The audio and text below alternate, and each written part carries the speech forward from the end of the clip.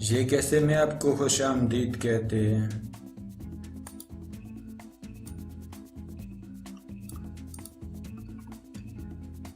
अगर आप चेक करना चाहते हैं ग्रामा तो ये वीडियो देखते रहिए।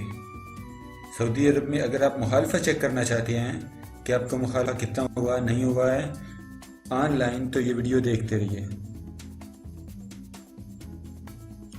आप देख रहे हैं ये कैसी, और मेरा नाम है शब्बीर। चलिए शुरू करते हैं। गूगल को ओपन करते हैं और उसमें टाइप करते हैं मुई गो सऊदी अरब, और हम वज़ारत दाखिला की वेबसाइट पर जाएंगे। मिनिस्ट्री ऑफ इंटीरियर,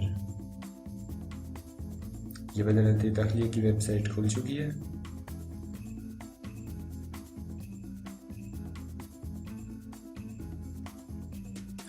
इसमें मेन्यू में जाएंगे, इलेक्ट्रॉनिक इंक्वायरीज पर जाएंगे, और यहाँ पर हम वही दीवान पर नहीं बल्कि ट्रैफिक पर जाएंगे। ये नीचे ट्रैफिक, और यहाँ पर ये ऊपर क्वेरी ट्रैफिक लोकेशन है, इस पर क्लिक करेंगे।